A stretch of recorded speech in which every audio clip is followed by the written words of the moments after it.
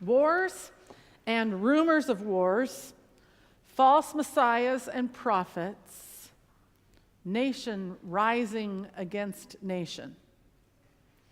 And that was just yesterday's news. It seems like we are living what this story in Mark said to us, what seems to be almost like the end of the world. And yet, when the disciples asked Jesus to tell them what the signs would be, his signs, he doesn't answer that. He doesn't say these are the signs for the end of the world. Instead, he talks about ways to stay faithful, to recognize that change will come, and that out of change, God will be doing something new. Lately, in the teenage genre of literature, there have been many books written and series written about the post-apocalyptic times. You know, The Hunger Games, The Maze Runner. I had another one at first. The Divergent series. They all seem to be about what life's going to be like after they think it's been the end of the world. Post-apocalyptic. This reading from Mark that I read for you just a few minutes ago is often called the little apocalypse. The large or big apocalypse is usually understood as having come from the book of Revelation, where this story that Mark tells is echoing a great deal that came from Daniel that was being read at the first lesson, but actually for the readers and for those who are hearing Mark for the first time in that time period, they were words of hope. Most people agree that the Gospel of Mark was written either during the destruction of the temple or just after the destruction of the temple. And that time period for the Jewish people was terrible. It was shaking the foundations of their faith. Their system of life and theology was being torn down, brick by brick. Not only the building, which was a big enough issue for them, but the very theology of their life, the temple system, was breaking down. The people that Mark was writing for were undergoing their own kinds of persecution. There were crosses lining the highways of those who had dared to go against the Romans. They were seeing persecution and living that. They were, in fact, seeing war upon war and rumors of more, as they were an occupied country by the Roman government. In fact, Josephus even writes about earthquakes happening at that time. And so to hear this story that Jesus talked with his disciples about were words not about what the end of the world was going to be like, but that because of these changes happening, how they themselves could find hope. Hope. The way to have a good life for the Roman people was through occupation, through war, through conquest, through victory. The good life meant prosperity, but prosperity came to them because they invaded and took over other countries. Through violence, they were able to bring peace. The good life for the Jewish people, based on the Torah that they lived and studied and worked their lives around, was that the good life came through justice, through loving the widow and the orphan, through making things equal so that everyone had enough, even abundantly enough, so that their good life of peace came through love and gentleness. That was their Jewish teaching. And to have the Romans and the Jewish value systems clash so differently that Jesus spoke about it many times. And that's the system Jesus is talking about in this story. Yes, the temple would be destroyed. There would be only one little wall left, right? But an even more difficult system or temple understanding to destroy was the way, the sixth system that was happening with the scribes, the Pharisees, the Sadducees. Remember, this is just before Jesus has talked about those scribes wearing their long robes for everyone to see, praying aloud in order to be honored as more holy than others. Remember, they were devouring the widows' houses and taking all into the temple, but not giving back. That's the system, the temple, that Jesus predicts would be destroyed. An ongoing work of trying to figure out how to be fair and just in a world that wasn't valuing fairness or justice is what Jesus was trying to get his disciples to understand.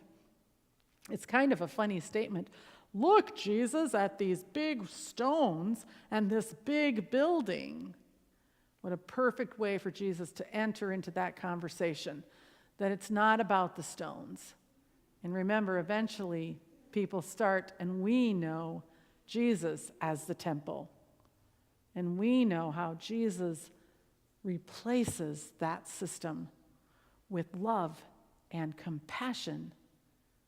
So as we look into our own day and age where it seems like everything's falling apart, anything bad, there's bombs going off, there are people with guns invading places. What are we to do? Where are we to find that hope in this parched land? Could you switch, Emily, to the next slide? Oh, there, thank you. Where do we find hope? And Jesus is that hope. So as people, faithful people, how do we find ways to lift up hope? In the midst of darkness, in the midst of calamity, we can step back and see when bad things happen, where we can find the opportunity to reach in and make a difference, to be God's hands and feet in this world.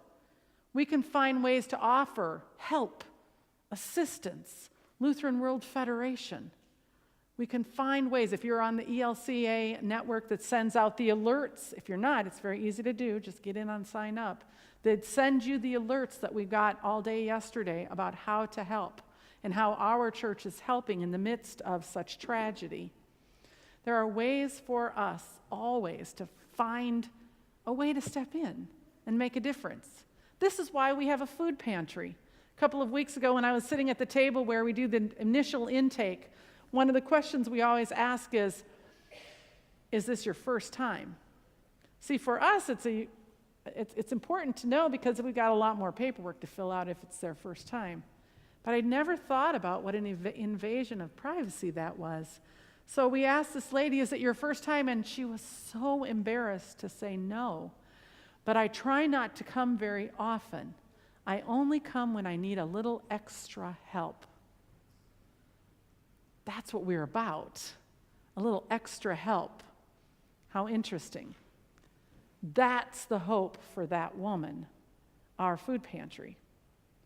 This is another thing that's important for us as faithful followers of Jesus to do, to look for ways to identify sick systems and figure out how to make them well, to be engaged in that.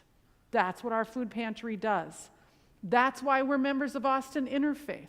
Austin Interfaith works with the interfaith community of Austin to try and find ways to make the system work better for the community. That's why we get involved. That's why we step in when things are in need of change and help. That's why, as faithful followers of Jesus, we can have hope that the green shoot lives in us as Jesus lives in us and with us and through us as a community. we come together to make a difference in the world, to make a difference in our own lives, to not be afraid of the end. At first service, we had a mama there that's just ready to have her baby in about a month. And I asked her, "Are you ready for the birth pangs?" "Absolutely not." Now, I'm not a mom, so I can't imagine, but I guess I can kind of imagine. Nobody looks forward to the actual birthing. But we all love to welcome new babies. We all love the gift of what new life brings and of what comes through those birth pangs. Jesus is telling his disciples, change is going to come, and it's not going to be easy.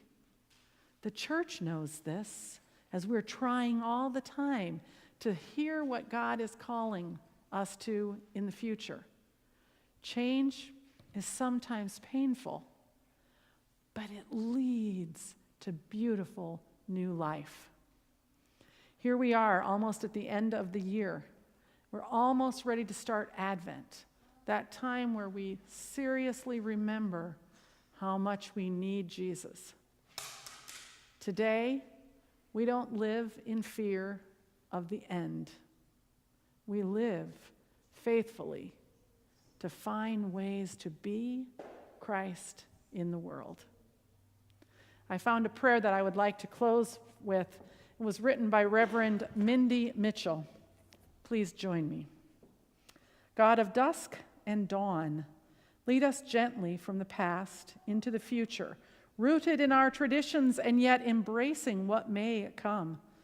The world is changing around us and something new is being born in our faith. The church is changing into something new. It is fearful and it is wonderful. Give us courage and strength to face the newness, knowing that your love endures forever. As the sun sets, we know the sun will rise and a new day will come. We give you thanks and praise that we are given the opportunity to serve in this time, to see what you are birthing in the world. We will be forever changed, but your love will remain with us always. May we do the work you have called us to do with the assurance that you will continue to remain with us until the end of time. Amen.